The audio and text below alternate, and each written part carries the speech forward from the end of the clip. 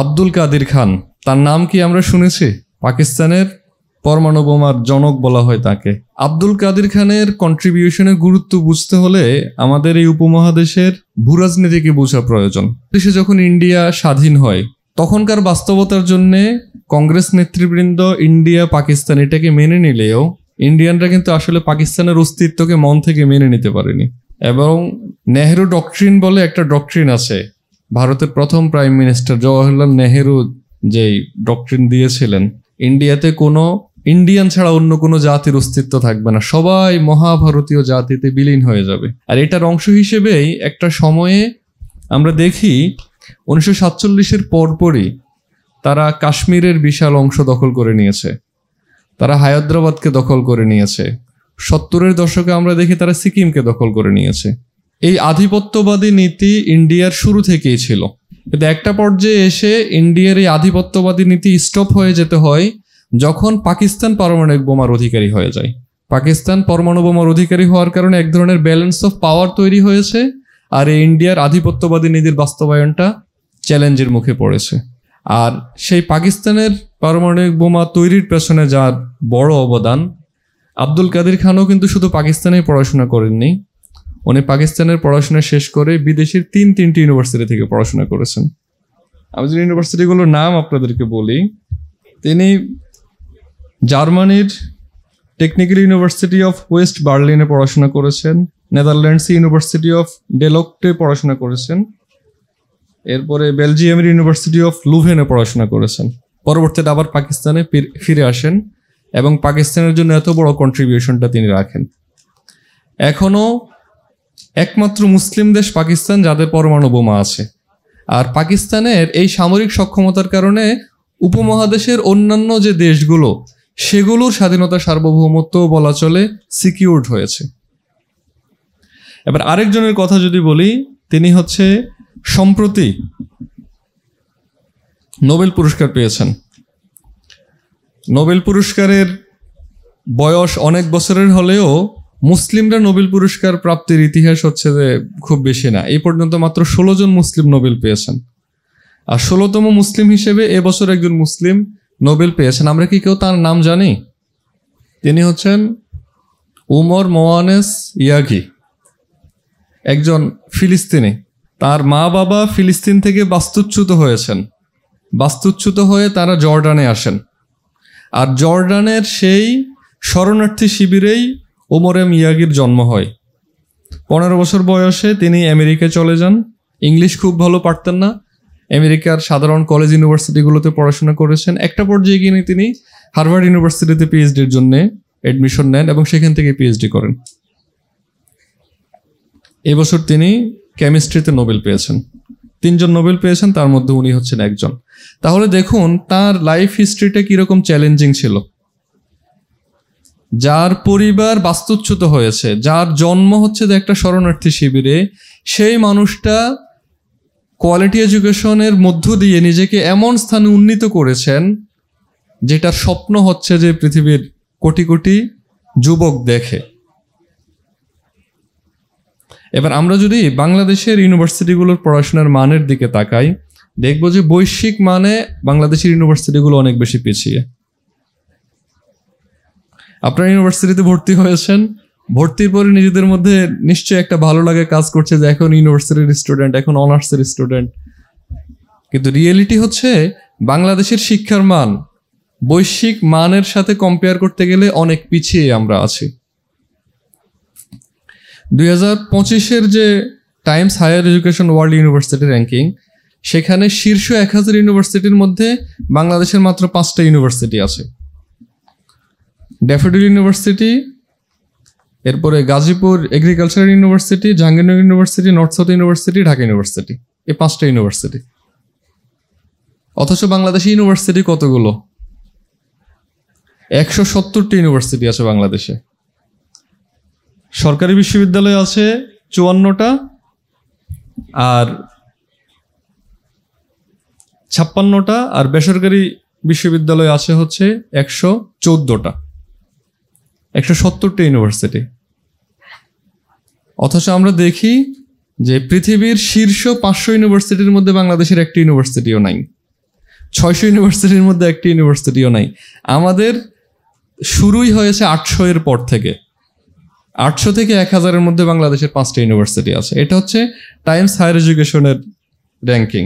আর QS world র্যাঙ্কিংয়ে যদি আমরা দেখি যে এখানেও শীর্ষ 1000-এর মধ্যে মাত্র 3টি ইউনিভার্সিটি আছে। একটা হচ্ছে ঢাকা ইউনিভার্সিটি, একটা হচ্ছে বুয়েট, আর একটা হচ্ছে নর্থ সাউথ ইউনিভার্সিটি। বাকি কোনো ইউনিভার্সিটি শীর্ষ 1000-এর মধ্যেও নাই। এই পরিসংখ্যানগুলো আপনাদেরকে বলার উদ্দেশ্য হলো ইউনিভার্সিটির ভর্তির কারণে যেন আপনারা কেউই আত্মতৃপ্তিতে না ভোগেন, আত্মতৃপ্তিতে যেন না ভোগেন। সাধারণত শহরের শিক্ষা প্রতিষ্ঠানগুলোর পড়াশোনার মান ভালো হয়, গ্রামের শিক্ষা প্রতিষ্ঠানগুলোর পড়াশোনার মান একটু দুর্বল হয়। গ্রামের একটা হাই স্কুলে যে ফার্স্ট বয় অনেক সময় দেখা যায় যে শহরের অ্যাভারেজ স্টুডেন্টের চেয়েও সে পিছিয়ে, কারণ শহরের স্টুডেন্টরা যে পরিমাণ ফেসিলিটিস পায়, গ্রামের একটা ফার্স্ট বয়ও শহরের অনেক সময় মিডল ক্লাস স্টুডেন্টের চেয়ে পিছিয়ে থাকে। এখন আপনারা যিনি যে ইউনিভার্সিটির স্টুডেন্টই না কেন, আপনারা যদি আপনাদের ইউনিভার্সিটির সেরা স্টুডেন্টও হয়ে থাকেন, এবার যদি ওয়ার্ল্ড ক্লাসের সাথে নিজেকে কম্পেয়ার করতে যান, তাহলে দেখা যাবে যে আমাদের জায়গা থেকে কিন্তু আমরা অনেক বেশি পিছিয়ে আছি। সেখানে যদি আমরা আমাদের ইউনিভার্সিটিগুলোতেও পিছিয়ে থাকি, তাহলে আমাদের তো আসলে অস্তিত্বই খুঁজে পাওয়া যাবে না। আমি আবার বলি যে আমরা যদি আমাদের দেশের ইউনিভার্সিটিগুলোর সেরা স্টুডেন্ট হই, ইউনিভার্সিটিগুলোর পড়াশোনার মান এমন বৈশ্বিক মানের হিসেবে কিন্তু আমরা তাও পিছিয়ে থাকবো। আর আমাদের ইউনিভার্সিটিগুলোতে যদি আমাদের পড়াশোনার মান দুর্বল হয়, আমরা যদি পিছিয়ে থাকি স্টুডেন্ট হই, তাহলে বৈশ্বিক মানদণ্ডের কোনো হিসাবেই তো আমরা আসলে পড়বো না। এখন কোয়ালিটি এডুকেশন অর্জনের জন্য পুরো পৃথিবীর দরজাই তো আমাদের জন্য উন্মুক্ত। আপনাদের প্রতি আমার প্রথম পরামর্শ থাকবে, আপনারা যেন আত্মতুষ্টিতে না ভোগেন, আপনারা যেন পুরো ওয়ার্ল্ডের সাথে কম্পিট করার মানসিকতা নিজেদের মধ্যে লালন করেন। আর নিজেদের এই কম্পিটেন্সি বাড়ানোর জন্যে পুরো দুনিয়ার দরজায় আপনাদের জন্য উন্মুক্ত, সেই সুযোগটা যেন আপনারা গ্রহণ করেন। বাংলাদেশি ইউনিভার্সিটিগুলোর পড়াশোনার মান দুর্বল ঠিক আছে, কিন্তু পৃথিবীর যে ইউনিভার্সিটিগুলোর পড়াশোনার মান ভালো, সেখানে তো একটা পর্যায়ে আমাদের যাওয়ার সুযোগ রয়েছে। এবং বিদেশি উচ্চশিক্ষায় যারা যান, এটার সাকসেস রেট হচ্ছে মোটামুটি 100%। আজকে আপনাদের এই প্রোগ্রামে আসার আগে একটা হিসাব করছিলাম যে গত 5টা বিসিএস এ সাকসেস রেট কত। 44তম বিসিএস এ আবেদনকারী ছিল 3,50,000, এখান থেকে হচ্ছে রিক্রুটেড 1690 জন, মানে সাকসেস রেট হচ্ছে 0.48%। গত 5টা বিসিএস এর মধ্যে সবচেয়ে বেশি প্রার্থী ছিল 43তম বিসিএস এ, 4,35,000 ক্যান্ডিডেট ছিল, যেখানে রিক্রুটেডের সংখ্যা হচ্ছে 2064 জন, আর সাকসেস রেট হচ্ছে 0.48%। সেম গত 5টা বিসিএস এর হিসেবেই আমরা দেখি যে সাকসেস রেট হচ্ছে বিলো 1%।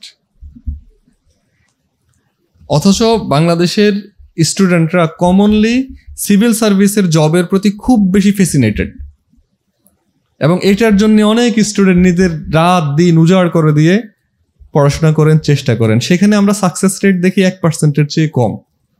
কিন্তু বিদেশি উচ্চশিক্ষায় যারা যেতে চান, আমি আমার অভিজ্ঞতায় যেটা দেখেছি, বিদেশি উচ্চশিক্ষায় যাওয়ার চেষ্টা করেছেন কিন্তু যেতে পারেন নাই, এরকম আমি কাউকেই দেখি নাই।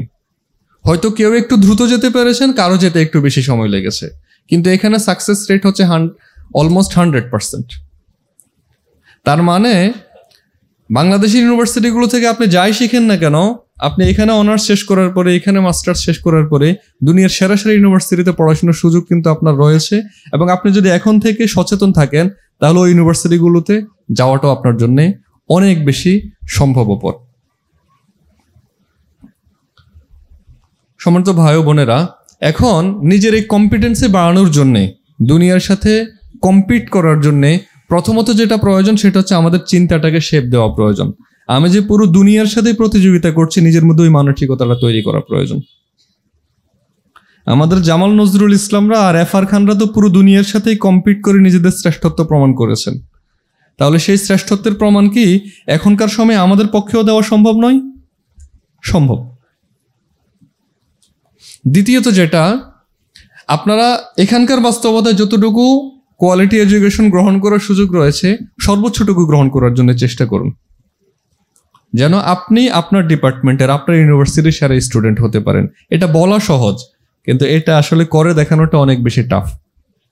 কিন্তু যদি আপনারা সিরিয়াস হন, সিনসিয়ার হন, এটা পসিবল ইনশাআল্লাহ। তৃতীয়ত যেটা, ইউনিভার্সিটির ফার্স্ট ইয়ার থেকেই রিসার্চের হাতে খড়ি হওয়া প্রয়োজন। আপনার ডিপার্টমেন্টের যে টিচাররা